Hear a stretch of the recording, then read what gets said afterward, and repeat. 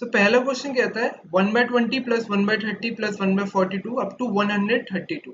सो अगर हम देखें, अगर मैं पहली टर्म को मैं 1/4 इंटू 5 लिख सकता हूँ, दूसरी टर्म को 1/5 इंटू 6, तीसरी टर्म को मैं 1/6 इंटू 7 42 के लिए, फिर so on and so fourth. जब मैं 1/132 को देखूंगा तो उसको मैं क्या लिख सकता हूँ, 11 इंटू 12।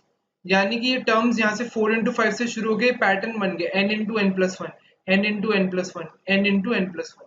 ये आपका 11 इंटू 12 तक जा रहा है। ठीक है, अब आप लोगों को अगर इंटीग्रेशन बाय पार्ट्स याद हो तो हम इंटीग्रेशन बाय पार्ट्स में भी ये चीज अप्लाई करते थे। 1/4 इंटू 5 जो है हमारा, उसको हम लिख सकते हैं 1/4 माइनस 1/5। ठीक है, क्योंकि जब आप इनका एलसीएम लोगे तो 4 इंटू 5 बनेगा और ऊपर न्यूमरेटर में 5 माइनस 4 आके आपका 1 बन जाएगा, प्लस 1/5। अगर मैं 1/5 इंटू 6 को एक्सपेंड करूंगा, ये क्या बनेगा, 1/5 माइनस 1/6, और लास्ट में हमारा बनेगा 1/11 माइनस 1/12। सब क्या क्या कैंसिल हो जाएगा, ये 1/5 1/6 ये सब कैंसिल हो जाएगा। 1/11 भी आपको कैंसिल हो जाएगा, कहां से, आपकी जो 1/110 की टर्म है, यहां से आपका 1/10 माइनस 1/11 आएगा। ठीक है, तो ये भी आपका कैंसिल हो जाएगा। तो अल्टीमेटली आपका जो आंसर आएगा वो आएगा 1/4 माइनस 1/12। सो 12 हमने यहाँ पे लिया, तो ये बचेगा आपका 3 माइनस 1 2/12 विच इज 1/6।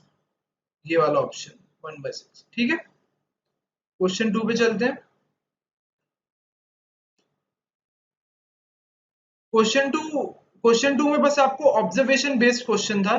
थोड़ा सा अगर आप ध्यान से करते तो इसमें ये हार्डली 30 सेकंड्स का क्वेश्चन है। कैसे, अब ये मुझे एंगल दे रखा है, ये वाला जो एंगल है ये पाई माइनस बी है, ये पाई नहीं है आपका, ये आपका वो 180 डिग्री माइनस बी है। ठीक है, सो अब इस ये वाला 180 डिग्री माइनस बी है, तो ये वाला एंगल क्या हो जाएगा आपका, ये एंगल हो जाएगा आपका B.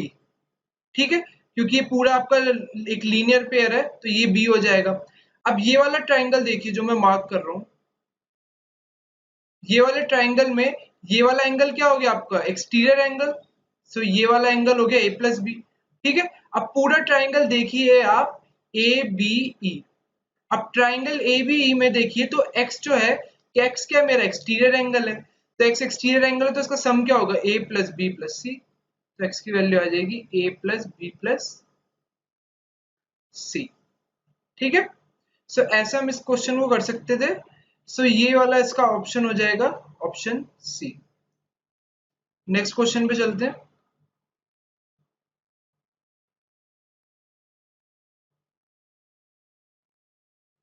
Now question 3 says the normal dosage of a particular medicine is T tablets per day for each patient.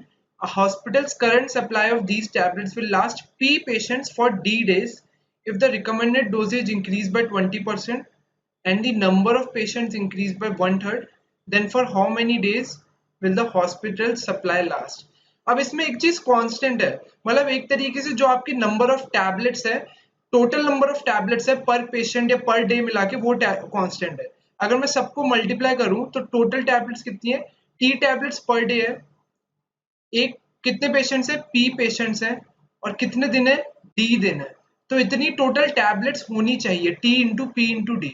ये सिंपली आपका जो बेसिक आप टाइम एंड वर्क के क्वेश्चंस करते हैं बिल्कुल उसी टाइप का क्वेश्चन है। अब कंडीशन क्या दे रखी है, रिकमेंडेड डोसेज इंक्रीजेस बाय 20%। ठीक है, तो टी टैबलेट्स आपकी डोसेज थी, तो ये कितना 20% इंक्रीज हो गया, मतलब ये 6/5 टी हो गया, ये नई वाली डोसेज हो गई आपकी। ठीक है, and the number of patients decrease by 1/3। Number of patients आपके पी थे, सो पी थे, तो अब आपके नंबर ऑफ पेशेंट्स कितने हो जाएंगे, 2/3 पी, क्योंकि 1/3 इंक्रीज डिक्रीज हो गया आपका। Then for how many days will hospital supply last, तो अब ये आपका डी जो है आपका ओल्ड था, अब डी डैश में मान लेता हूँ आपका न्यू नंबर ऑफ डेज होगा। सो बस अब आप कैंसिल कर दीजिए, टी से आपका टी कैंसिल हो गया, पी से आपका पी कैंसिल हो गया, सो आपका क्या बचे, 3 से आपका यहाँ पे 2 कैंसिल हो गया। सो डी डैश आपका आ गया 5/4 डी। सो इतने नंबर ऑफ डेज के लिए अब आपकी इतने नंबर ऑफ डेज के लिए आपका जो नई टैबलेट्स है वो लास्ट करेगी। विच इज 5d/4, ये वाला ऑप्शन। ठीक है, सो क्वेश्चन में बस आपको वेरिएबल्स दे रखे थे, अगर यही वेरिएबल्स की टी, पी और डी की जगह मैं कोई नंबर दे देता आप लोगों को तो वो आपको अच्छे लगते और आप एकदम कर लेते क्वेश्चन। बस आपको यही देखना है कि कहाँ पे आपको कौन सी चीज यूज करनी है। ठीक है, नेक्स्ट क्वेश्चन पे चलते हैं।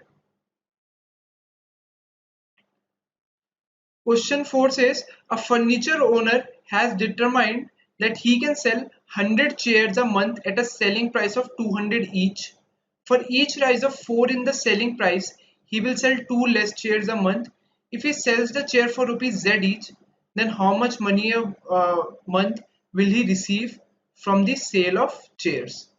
ठीक है, सो इसमें अगर मैं दो चीजें लिख लेता हूँ, एक तो हमें दे रखा है कि वो जनरली ये आपका प्राइस है और ये आपकी नंबर ऑफ चेयर है। सो इसका प्राइस जो है, प्राइस वो बेच रहा है 200 रुपीज का और उसके नंबर ऑफ चेयर्स है 100। अब हमें दे रखा है कि जैसे जैसे वो 4 रुपीज का प्राइस यहाँ पे प्लस करेगा, मान लेते +4 के करेगा, so there would be less, he would sell 2 less chairs. तो यहाँ पे जो है वो चेयर्स जो नंबर है वो -2 के ऊपर आएगा। सो इसका मीनिंग है उसका जो प्राइस है वो 200 + 4 के रहेगा और जो number of chairs he would sell वो रहेगा आपका 100 - 2 के। और इन दोनों को मल्टीप्लाई कर देंगे तो हमारे पास आ जाएगा टोटल रेवेन्यू। हाउ, और क्वेश्चन में पूछा है how much money a month he will receive from the sale of chairs. अब एक वैल्यू भी दे रखी है, if he sells the chair for rupees Z each, मतलब 200 + 4k, 200 + 4k की वैल्यू हमें Z दे रखी है। अब आपको क्या करना है इस क्वेश्चन में, अब आपको यहाँ पे 200 + 4k की जगह तो Z रख देंगे। अब यहाँ पे आपको के Z 200 - 2k की वैल्यू निकाल ली Z के टर्म्स में, Z के टर्म्स में वैल्यू निकाल के अब इक्वल कर देंगे तो फिर आपको देखना है कि कौन सा ऑप्शन आ रहा है। ठीक है, तो ये तो आपका थोड़ा लंबा तरीका हो गया, इसको सॉल्व भी आप अपने आप कर सकते हैं, हो जाएगा आपका, मतलब 1 मिनट इसमें लग जाएगा, थोड़ी सी कैलकुलेशन लगेगी इसमें। सो ये 1 मिनट में क्वेश्चन हो जाएगा, लेकिन इसका सबसे इजी तरीका में भी मैं आपको बता देता हूँ। इजी तरीका क्या है कि ये प्राइस मान लीजिए 200 चेयर्स है और नंबर है उसका 100 चेयर्स। सो ये वाला जो नंबर है ये +4 से इंक्रीज हो रहा है और ये वाला नंबर -2k से इंक्रीज हो रहा है। ठीक है, तो एक चीज करता हूं, मैं देख लेता हूं नंबर ऑफ चेयर्स को अगर मैं 0 बना दूं तो मेरा प्राइस कितना बन जाएगा। अगर मैं इसको 0 बनाना चाहता हूँ, नंबर ऑफ चेयर्स को 0 बनाना चाहता हूँ तो k की वैल्यू मुझे 50 रखनी पड़ेगी। ठीक है, तो k की वैल्यू 50 रखूंगा तो प्राइस और नंबर दोबारा लिख लेता हूँ, तो नंबर ऑफ चेयर्स कितनी हो जाएगी 0, लेकिन प्राइस ऑफ चेयर कितनी हो जाएगी 400, 200 + 4 × 50। सो इसका मीनिंग क्या हुआ कि अगर मैं 400 प्राइस रखता हूँ अपनी चेयर का तो मैं एक भी चेयर सेल नहीं कर पाऊंगा और उस केस में मेरा नेट रेवेन्यू क्या होगा, नेट रेवेन्यू मेरा हो जाएगा 0, क्योंकि 400 × 0 मेरा 0 आ रहा answer.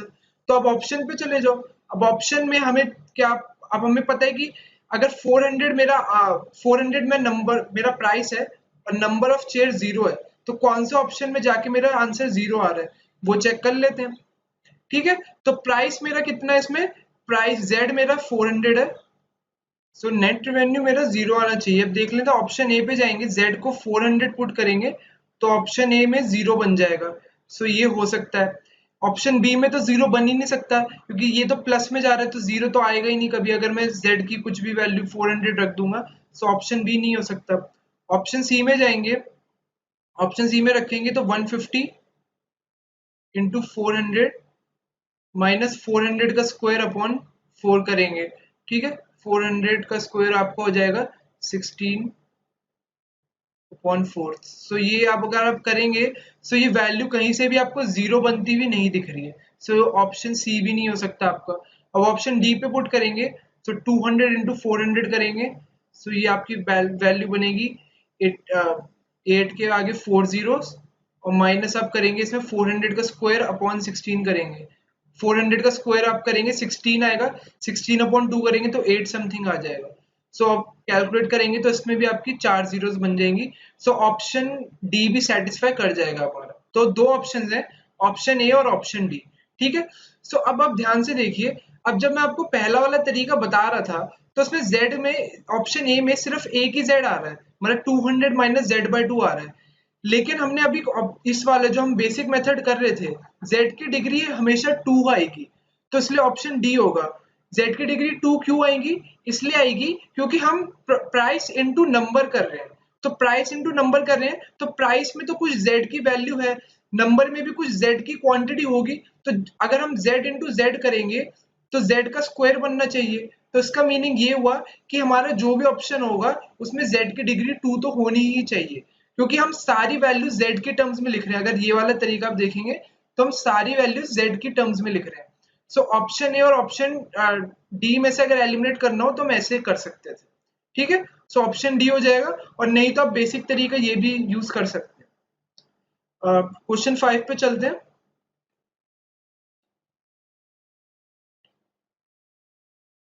Now question 5 says find the value of tan 70। अब tan 50 tan 20 आपको दिख रहा है ऑप्शंस में, तो सबसे पहले आप क्या करेंगे? आप यही करेंगे tan 50 plus 20 is equal to tan 50 plus tan 20 upon 1 minus tan tan भी होता है 1 माइनस tan 50 और tan 20। अब यहाँ पर आकर ये तो बन गया tan 70, हमसे tan 70 की वैल्यू पूछी है, सो ये tan 50 plus tan 20 upon 1 minus tan 50 tan 20। अब नीचे वाले डिनोमिनेटर को कैसे सॉल्व करोगे? यही तो यहाँ पर आके आपको लगेगा कि यार अब इसको कैसे सॉल्व करें। अब ऑप्शंस तो ऐसे हैं कि ऑप्शंस में तो सिर्फ डिनोमिनेटर है ही नहीं। सो उसके लिए क्या करते हैं, जब भी हमारे पास tan 50 tan 20 किस फॉर्म में है, ये है आपका tan a into tan b की फॉर्म में है ये आपका, है ना? तो हमेशा इसको कोशिश करो कि इसको इस फॉर्म में बना लो, tan theta into tan 90 minus theta. उससे क्या होगा, इसका प्रोडक्ट आपको पता है, इसका प्रोडक्ट हमेशा 1 देता है ये प्रोडक्ट। तो अब मैं 70 को कैसे ब्रेक कर सकता हूँ उस प्रोडक्ट में? 70 को मैं ब्रेक कर सकता हूँ 20 70 में ब्रेक कर सकता हूँ, तो उससे 90 बन जाएगा। सो उसके लिए मैं क्या करूंगा, ऐसे कर लूंगा मैं tan 70 minus tan 20 is equal to tan 70 minus tan 20 upon ये आपका बन जाएगा 1 प्लस tan 70 tan 20। ठीक है, तो अब देखो, अब मेरे पास सारी वैल्यूज, अब मेरा क्वेश्चन इजीली हो जाएगा, क्योंकि tan 70 ये यहाँ पे tan नहीं होगा, tan 70 माइनस 20 आपको क्या दे देगा, ये आपको tan 50 दे देगा, is equal to tan 70 minus tan 20, और नीचे वाला तो 1 प्लस 1 बन जाएगा, क्योंकि ये वाली चीज पूरी आपकी 1 बनेगी tan 70 इंटू tan 20, तो ये 2 बन जाएगा। सो इसको फर्दर जब हम लिखेंगे तो ये बनेगा 2 tan 50 is equal to tan 70 minus tan 20। So tan 70 पूछा तो क्या हो जाएगा, इसको tan 20 को उधर ले जाएंगे, सो tan 70 की वैल्यू हो जाएगी 2 tan 50 plus tan 20 which is option C. ठीक है, तो आपको बस ये देखना है कि जब भी डिनोमिनेटर में ऐसी कोई फिगर बने हमारे लिए, तो क्या हम उसको 70 को 2070 लिख सकते हैं किसी भी तरीके से, ऑल्टर करके किसी भी तरीके से उसको थीटा और 90 माइनस थीटा की फॉर्म में लिखना है। ठीक है, ताकि नीचे वाला डिनोमिनेटर जो है वो अगर प्लस में कर रहे हैं तो हमारा वो 2 बन जाए। ठीक है, बाकी के सॉल्यूशंस आपकी नेक्स्ट पार्ट में।